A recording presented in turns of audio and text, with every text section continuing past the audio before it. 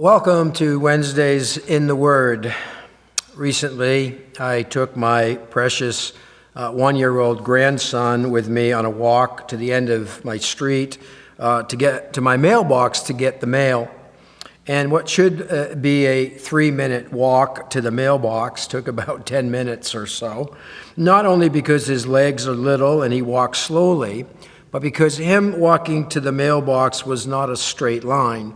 He did a lot of zigzagging. He had to pick up a leaf over off to the side and go and pick up an acorn over here and then pick up a rock and then another rock and then another rock until he could not fit anything else into his hands. What his little hands could hold had limitations. In this age of information overload, there is only so much we can pick up along the way. No matter how smart we think we are, it isn't long before we realize how little we really know, that there's a vast knowledge out there yet to be obtained, like a whole bunch of rocks. We're forced to trust in the knowledge of others and what they are telling us. As Woodrow Wilson put it, I use not only all the brains I have, but all I can borrow. Our knowledge is limited.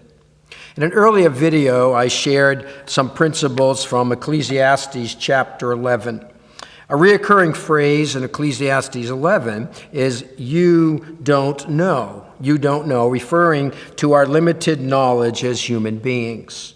Today, I want to look at the other end of the spectrum to the phrase, "You know," referring to God's unlimited knowledge. And I want to look at Psalm 139. We're going to look at Psalm 139 in two parts. Today's Wednesdays in the Word segment will be part 1, and next week's Wednesdays in the Word segment will be part 2. Now, Psalm 139 is one of my favorite psalms. It's been a source of encouragement to many people over the years. It is jam-packed with lofty thoughts about God. It speaks of God's omnipresence, that God is everywhere. It speaks of God's omnipotence, that God is all-powerful. It speaks of God's holiness. It speaks of God as the creator and the one who designed us exactly as he determined it. But the main thread that runs through all of it, I believe, seems to be the truth that God is all-knowing. God knows. The big theological word for it is omniscience. Omni meaning all, science meaning to know. God knows. Even when we think we know all there is to know about a certain situation or subject or problem we encounter, the truth is we don't know it all. We need a God who is greater than our knowledge, a God who is greater than what we know. All right, look with me at Psalm 139. Today we'll be looking at the first 6 verses. And my hope is as we spend time in Psalm 139, that it presses you to more deeply know the God who knows you. Follow along as I read the first 6 verses of Psalm 139. Verse 1, "O Lord, you have searched me and you know me. You know me when I sit and when I rise. You perceive my thoughts from afar. You discern my going out and my lying down. You're familiar with all my ways. Before a word is on my tongue, you know it completely, O Lord. You hem me in, behind and before. You've laid your hand upon me. Such knowledge is too wonderful for me, too lofty for me to attain." Now, did you notice the phrase that was used repeatedly in those verses? What was it? You know. Verse 1, you know me. Verse 2, David says, you know when. The last line of verse 4, he says it again. You know it completely. God literally knows everything. And everything God knows, he knows perfectly. And everything God knows perfectly, he knows exhaustively. See, we grow in knowledge, but God possesses perfect knowledge. Well, what does it mean then when we say God knows? Back a few years ago now, there was this teaching that suggested that God does not exercise meticulous control of the universe, but leaves it open for humans to make significant choices that impact their relationships with God and with others. In other words, God doesn't concern himself with the future. In fact, they would say, he really doesn't know about the future, for he leaves it open. It's called open theism. God is open to what's going to happen.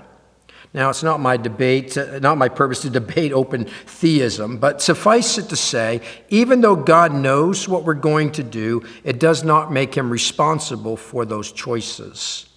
Open theism is dangerous on many levels. But to suggest that God knows everything that can be known, but does not know the future, is an extreme form of free will and rejects God's omniscience and sovereignty. Now, that may be more information than you care to carry in your hands, but David for sure would disagree with open theism. So what does it mean then when we say God knows? Well, two things. First of all, to say that God knows means he's totally knowledgeable about everything. He's totally knowledgeable about everything. That means God never discovers anything new. He never has any aha moments. There's never any new news. There are no surprises. He knows the punchline to every joke, the answer to every riddle, and all the things that are said in secret. He knows all things instantly and perfectly. That God is omniscient means that all truth is God's truth, be it any field of science, medicine, biology, or astronomy. That means there's never conflict between God's word and science. Whenever there's an apparent discrepancy between science and Scripture, you have a choice to make. Believe a fallible person or the infallible, all-knowing God. See, every detail of this world and every detail of your life is totally known by God. If there was any percentage he didn't know, he wouldn't be God. God knows. To say that God knows means he's totally knowledgeable about everything. Secondly, to say that God knows means that his total knowledge is personal. It means that his total knowledge is personal. It's been said that to be known by God is our highest privilege. Psalm 139 is an intensely personal psalm. There are around 50 pronouns used in this psalm. And just the 6 verses we read, there are 13 personal pronouns. Well, let's look at a few of the particulars and see the personal nature of God's knowledge. In verse 1, David says, "You have searched me and you know me." Now, that word search is the idea of knowing us as if he has examined us very carefully. Literally, the word search means to pierce through. We say something like, "I can see right through him," meaning I can see the truth. Well, God always sees right through us to the truth of who we really are and not just what others might perceive us to be. See, God knows everything about me. God knows everything about you.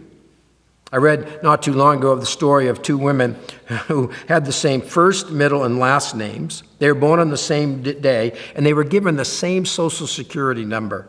You can imagine the mess that made.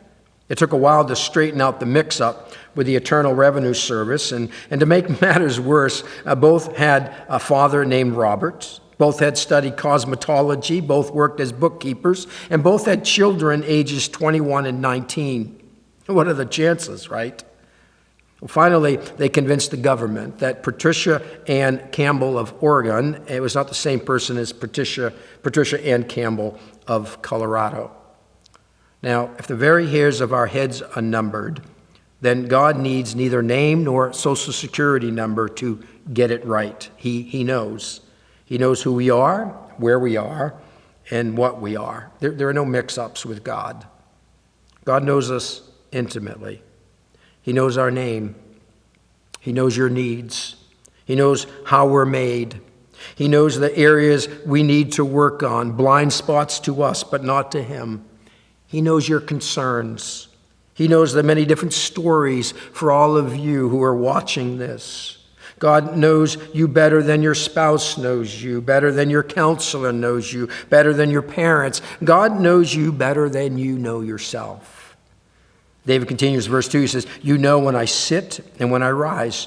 Now, David uses a figure of speech here. It's called a merism to suggest that not only does he know when you sit down and when you get up, but everything in between. In other words, in the mundane, God knows what you're doing. Every move you make is known by God, even right down to the thoughts that pass through your mind. That's why David says, "You perceive my thoughts from afar." Your mind might be racing with worry right now as I speak, but God already thought about it. You might wonder how things are going to turn out. He already knows. God knows everything about you. God knows everything about me. He knows everything about you. And here's the amazing part. He still loves you. As a matter of fact, there isn't anything that God could find out about you that would cause him to love you less. There isn't anything about your past that could be brought to light that would shock him. God had enough information about you when he saved you. David says, verse 3, you discern or sift through my going out and my lying down. He knows where I'm supposed to be and where I'm not supposed to be. He knows what parties you attend, what movies you watch, where you eat, where you said you were and where you really were. Like that app on our phones that can locate where family members are, God's divine GPS knows where you go. He knows our happenings. He knows where we're going each day. He knows our schedules. You see, but it's one thing for someone to have knowledge about what you're going through, but it makes a world of difference knowing how that person's going to use that information he or she has. Well, you can feel safe with God. He'll handle the information wisely. He understands. That's what's really behind the phrase here at the end of verse 3. You're familiar with all my ways. Speaks to God's superintending care. David speaks not only of God's knowledge, but that God is directing his life. You see, you might exclaim, now what? How will I pay for that tuition? How will I make it being alone? Will our lives ever return to some normalcy? God has already thought about it. God knows. Does God know the choice I'm going to make before I make it? And what if I change my mind at the last minute? Does God say, I didn't see that coming? No, verse 4 answers that. Before words on my tongue, you know it completely, O Lord. See, God knows what's going on inside before a word is spoken. Now, that's rather sobering, is it not? That's what leads David to say in verse 5, you hem me in behind and before. When an army would take over a city, they would hem it in, surround it, that there is no way of escape. And David's saying here, there's no escaping God's thorough, penetrating knowledge. Does all this talk about God's knowledge make you kind of feel hemmed in? David continues, you've laid your hand upon me. Such knowledge is too wonderful for me, too lofty for me to attain. The awareness of God's knowledge becomes a little unnerving for David, and he feels like running from it, but then realizes a lot of good that would do. If he goes far away in one direction or the other, guess what? God is there. And that's where we're going to pick it up next time. I leave you with this thought. God is greater than what we know. He knows what you're facing right now. He knows how we feel about it. He knows what's next. Our knowledge is limited. No matter how smart we think we are, we don't know all there is to know. No matter how many rocks we can pick up, there's still many other rocks across the landscape. God's greater than what you know. You can face the storms, the unknowns of life with courage, because God knows, God cares, God understands. And this awareness can transform your life. Annie Johnson Flint said this, I know not, but God knows. Oh, blessed rest from fear. All my unfolding days to him are plain and clear. Each anxious, puzzled why, from doubt or dread that grows, finds answer in this thought, I know not, but he knows. Take that with you this week. God bless.